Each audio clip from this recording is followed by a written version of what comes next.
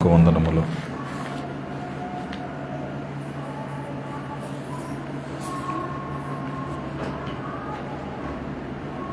దేవుడు ఈ సృష్టిని చేసిన తర్వాత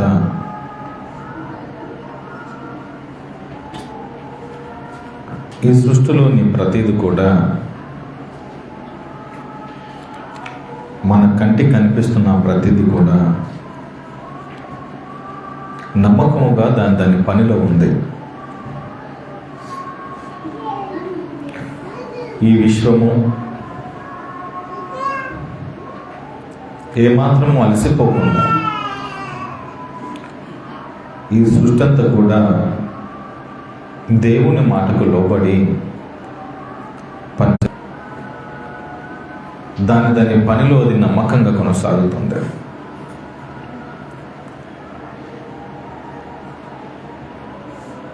ఈ రోజున మనము ఆదివారపు దినముగా ఇక్కడ రోజున కూడుకున్నాము అంటే మానవ మనుగడకి, మానవ జీవితానికి ఏమి అనే అర్థం కాని పరిస్థితిలో ఉంటుంది. ఈ ప్రకృతి పనిలో ఉన్నందున, సృష్టిలో తన పని తాను చేసుకుంటున్నందున తన పనిలో తాను ఉంటుంది. మానవులమైన మనమందరం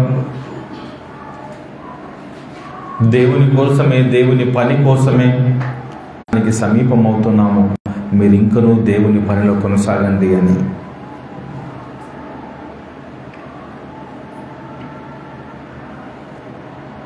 దేవుని వాళ్ళారా, ఈ ప్రకృతికి వేల కోట్ల సంవత్సరాలు, ఈ ప్రకృతి ఎన్నో సంవత్సరాలు.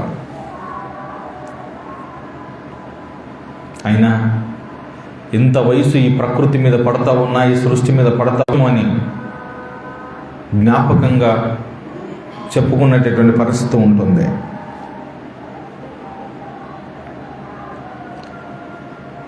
వృద్ధాప్య దశలోనికి వచ్చే సమయానికి ఇంకా నాకు చేత కాదు, అలసిపోయాను అని ఈ మనిషి శరీరం రెస్ట్ తీసుకునే ప్రయత్నం చేస్తుంది. ఆయుష్కాలం గురించి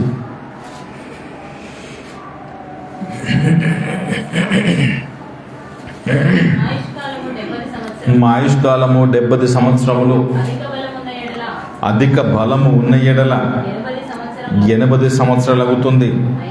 అయినను వాటి వైభవము చేరుకుంటుంది. అధిక బలము ఉంటే మా శరీరం మాకు సహకరిస్తే, మంచి ఆహారము తీసుకుంటే కానీ ఉంటుంది. ఎందుకంటే బైబిల్ ఒక మాట ఉంటుంది, నీ కాలానికి ముందు నువ్వు ఎలా పోతావు.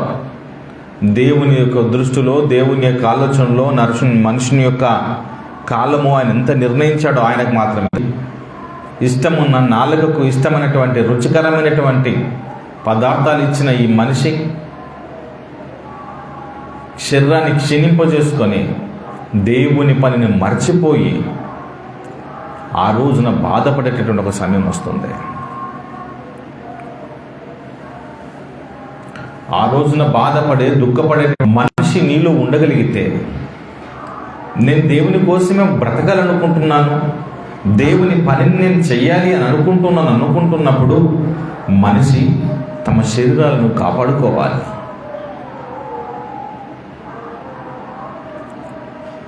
తినే ఆహారం పట్ల శరీరానికి కొలెస్ట్రాల్, కొవ్వు వచ్చే ప్రమాదం ఉంటుంది. హార్ట్ అటాక్ అయ్యే ప్రమాదం ఉంటుంది. గుండె జబ్బులకు దారితీస్తుంది. శరీరము బలహీనమవుతుంది.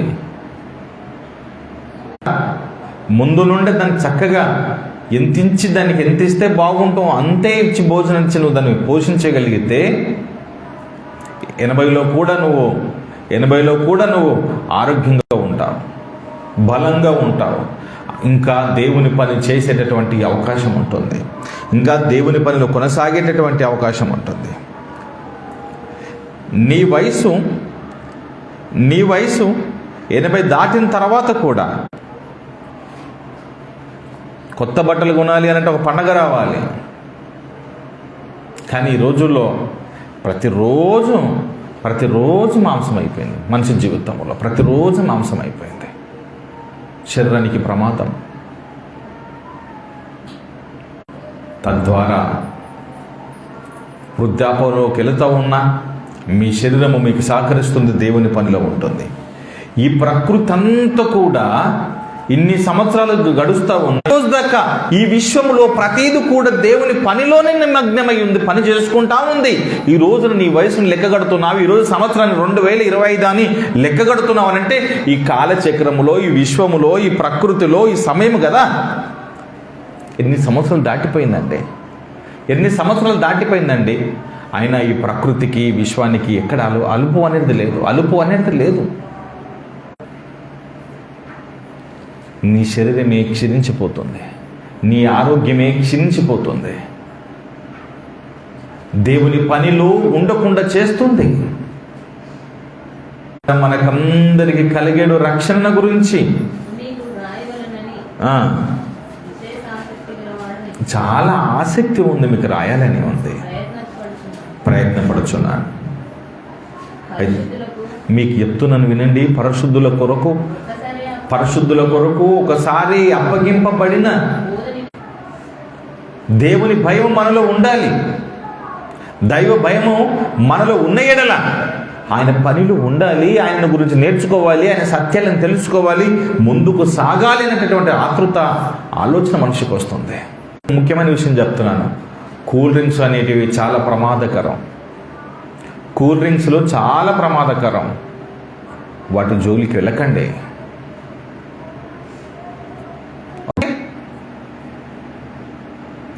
పదార్థాల వల్ల శరీరం బలహీనమైపోయింది అని అంటే బద్ధకము, నీరసము, సోమరితనము ఈ శరీరానికి వచ్చేసేస్తుంటుంది.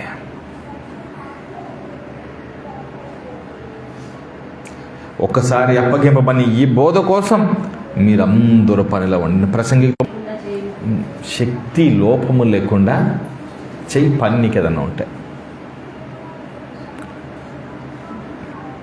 భూమి మీద ఉన్నప్పుడే దేవుని పనిని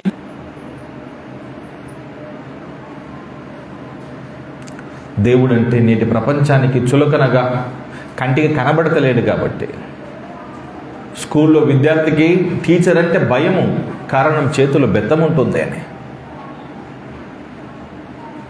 కంటికి కనబడతలేడు దేవుడు కాబట్టి దేవుని చేతిలో బెత్తము లేదు. ఆరోగ్యవంతుడుగా ఉన్నప్పుడు దేవుని గురించి ఆలోచన చేస్తున్నాడు.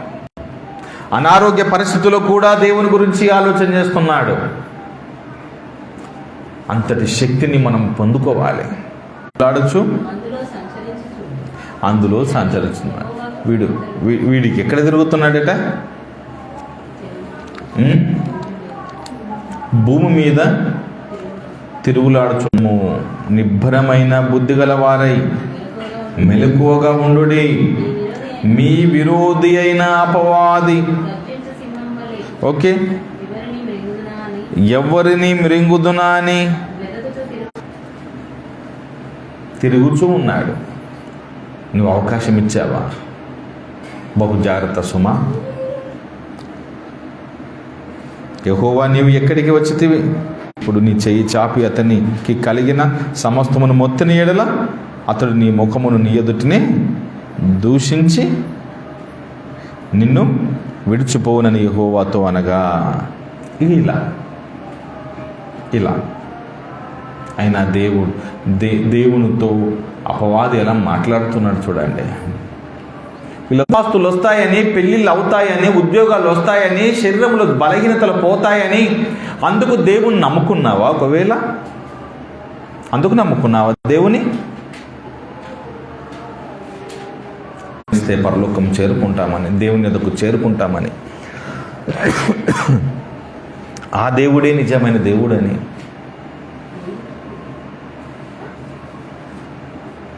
నేను సిగరెట్లు తాగేవాడిని, గుట్కాలు తినేవాని, నా శరీరాన్ని పాడు చేసుకునేవాని అని ఎక్కడ ఆటంకపరిచినట్టుగా నువ్వు దేవుని పనులు ఎందుకు ఉంటున్నావు? దేవుని కోసం ఎందుకు బ్రతుకుతున్నావు? కుటుంబాన్ని విడిచి ఎందుకు తిరుగుతున్నావు?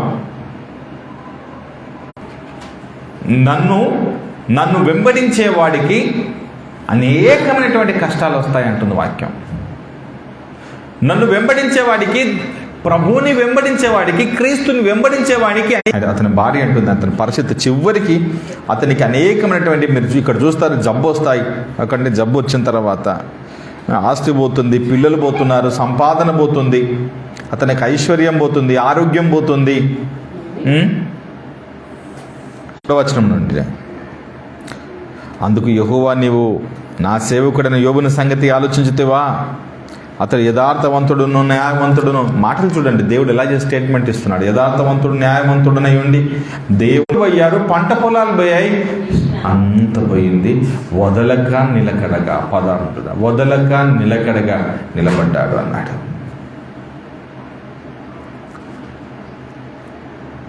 అప్పుడు అపవాది అంటున్నాడు, అపవాది చర్మము కాపాడుకున్నట్టుకై, చర్మమును తన ప్రాణము కాపాడుకున్నట్టుకై తనకు కలిగిన యావత్తు లేకపోతున్నాడు. అతని శరీరాన్ని ఒకసారి నువ్వు పాట జరిగిందా, శరీరానికి జబ్బు వచ్చిందా, అతను నేను తిడతాడు, నిన్ను వదిలిపెట్టి వెళ్ళిపోతాడని చెప్తాడండి.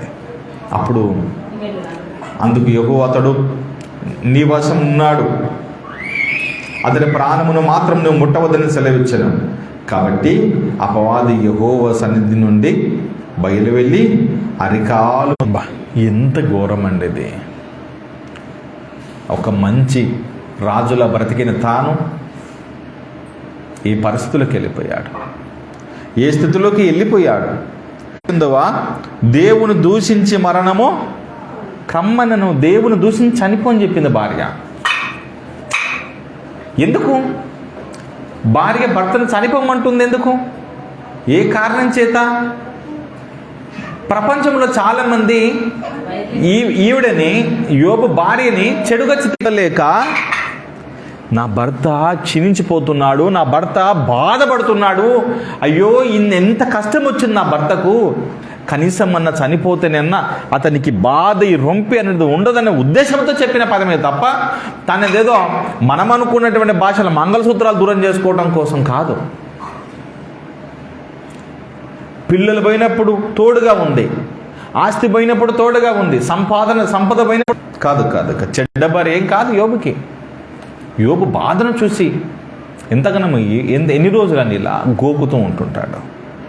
ఆయనను యథార్థత వదలకుండా బ్రతికాడండి. ఇక్కడ మీకు నేర్పుతున్న పాఠం, మనం నేర్చుకోవాల్సిన పాఠం ఏమిటంటే, దేవుని కోసం మనం